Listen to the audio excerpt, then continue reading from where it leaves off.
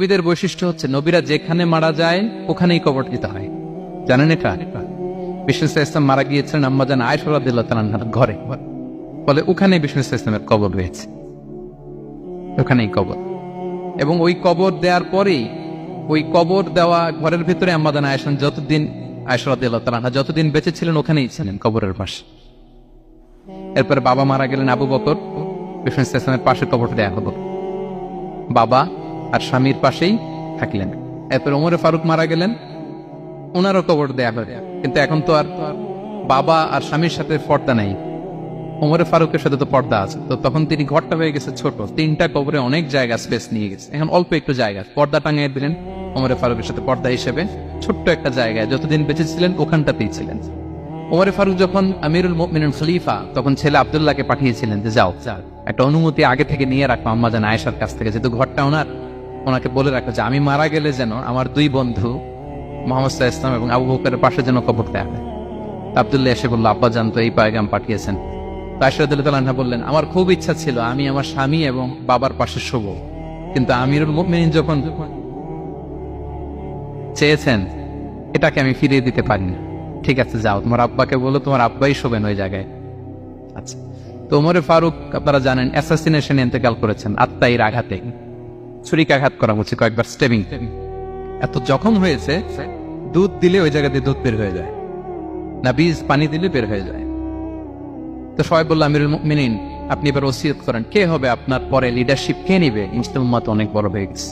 তখন তিনি ওসিয়ত করলেন এবং ছেলেকে আব্দুল্লাহকে আবার বললেন যে আব্দুল্লাহ আবার যাও, যে আম্মাজানের থেকে অনুমতি নাও। বলতেছে অনুমতি না নিলাম আর অনেক আগে, উনি তো বলছে আপনি মারা গেলে ওখানেই শোবেন। বলতেছে না, তখন আমি আমিরুল মুমিনিন ছিলাম, এখন তো কিছুক্ষণ পরেই মারা যাবে, এমন হতে পারে আমার ভয়ে বা লজ্জায় তখন অনুমতি দিচ্ছে, এখন আর দিবেন, আবার যাও। আবার গেল, আয়েশা রাদিয়াল্লাহু তাআলা আনহা বললেন না, এখন আমি আগের কথার উপরে আছে, তোমার আব্বাই সেখানে শোব। সুবহানাল্লাহ। ওমরে ফারুক ওখানে শুলেন, তখন তিনি পর্দা আরম্ভ করলেন আম্মাজান আয়েশা।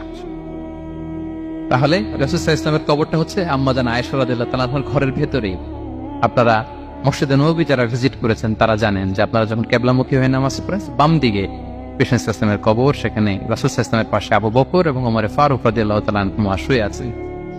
রাসূল সাল্লাল্লাহু আলাইহি ওয়াসাল্লামের কবর থেকে মিম্বার পর্যন্ত এই পুরো জায়গাটা রাউদাতুম মিন রিয়াদিল জান্নাহ, দুনিয়ার বুকে জান্নাতের একটা টুকরা। বিষ্ণু সাল্লাল্লাহু আলাইহি ওয়াসাল্লাম ইন্তেকালের আগে ওনাকে অপশন দেয়া হয়েছে, নবী আপনি চাইলে থেকে যেতে পারেন আজীবন, আর চাইলে আমার কাছে চলে আসতে পারেন, এই হ্যাভ অপশন। বিষ্ণু সাল্লাল্লাহু আলাইহি ওয়াসাল্লাম তার রবের সাথে সাক্ষাৎকে চুজ করেছেন এবং ইন্তেকালের আগে তিনি পড়েছিলেন আল্লাহুম্মা গফিরলি ওয়ারহামনি ওয়ালহিকনি বির রাফিকিল আ'লা, আল্লাহ আপনি আমাকে ক্ষমা করুন, আল্লাহ আপনি আমার প্রতি রহম করুন, আল্লাহ আমি আপনার সান্নিধ্যে যেতে চাই, পৃথিবীতে থাকতে চাই। সুবহানাল্লাহ। অপশন দেয়া হয়েছে, আপনার অপশন দেয়া হবে, হ্যাঁ, চাইলে আজীবন থাকেন। আমরা অপশন পেলে তো বলতাম আল্লাহ যা হয়েছে এখানেই থাকতে চাই, কি বলেন? বিষ্ণু ইসলাম বলেছেন ইলা রাফিকিল আ'লা, আল্লাহ আমি আপনার সান্নিধ্যে যেতে চাই। বিষ্ণু ইসলাম ইন্তেকাল করলেন এবং উম্মার জন্য এটা সবচাইতে বড় ফিতনা এবং পরীক্ষা ছিল, এর চেয়ে বড় কষ্টদায়ক বিষয় ছিল না উম্মার জন্য বিষ্ণু ইসলামের ইন্তেকাল। তিনি যখন ইন্তেকাল করলেন সাহাবারা পাগলের মতো হয়ে গেল। ওমরে ফারুক উনি বিশ্বাসই করে না, মানে আমার নবী মরতে পারে এটা উনি ভাবতেই পারেন। উনি নাঙ্গা তলোয়ার বের করে বলতে আরম্ভ করলেন, যে বলবে মুহাম্মদ মারা গিয়েছেন তার গর্দান উড়িয়ে ফেলবে। পরিস্থিতি অত্যন্ত ভয়ঙ্কর। আবু বকর রাদিয়াল্লাহু তাআলা আনহু তিনি আয়াত তেলাওয়াত করলেন, ওমা মুহাম্মাদুন ইল্লা রাসূল ক্বাদ খালাত মিন ক্বাবলিহির রুসুল, মুহাম্মদ রাসূল ছাড়া কিছু নন, তার আগে অনেক রাসূল চলে গেছে, তিনি যদি মারা যায় বা শহীদ হয় তোমরা কি আবার আগের কুফরিতে ফিরে যাবে? এই আয়াত যখন তেলাওয়াত করলেন ওমরে ফারুক হাঁটু গেড়ে বসলেন। তিনি বললেন এই আয়াত তো আমি আগেও জানতাম, অনেক তেলাওয়াত করেছি, কিন্তু আমার মনে হলো এই মাত্র আয়াতটা নতুন করে শুনলাম, এই মাত্রই বোধহয় কোরআনের এই আয়াতটা নাজিল হয়েছে। সাকিফায়ে বনু সাঈদার মধ্যে সবাই বসে আবু বকর রাদিয়াল্লাহু তাআলা আনহুকে খলিফা হিসেবে নির্বাচিত করা হলো। বিষ্ণু ইসলামের ইন্তেকাল শেষ, গোসল দেয়া শেষ। আমরা যেমনি মারা গেলে আমাদের জামা খুলে অন্য একটা জামা পরিয়ে গোসল দেয়া হয়, বিষ্ণু ইসলামের ক্ষেত্রে এটা হয়নি, ওনার গায়ের জামা খোলা হয়নি, যে জামাটা ছিল ওই জামাটার উপরে গোসল দেয়া হয়েছে, ওনার ইউনিকনেস। এবং বিষ্ণু ইসলামের জানাজার নামাজে কেউ ইমামতি করেনি। কে হবেন ইমাম? উনিই তো ইমাম, গোটা বিশ্বের ইমাম, ঠিক কিনা বলেন? কে হবে ওনার জানাজার ইমাম?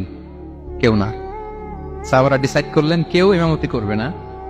5-7 জন করে দরজা দিয়ে, এই দরজা দিয়ে ঢুকে নিজেরা জানাজার নামাজ পড়ে ওদিক দিয়ে বের হয়ে যাচ্ছে। এইভাবে পুরা উম্মাহ সব সাহাবারা নিজেরা জানাজার নামাজ পড়েছে।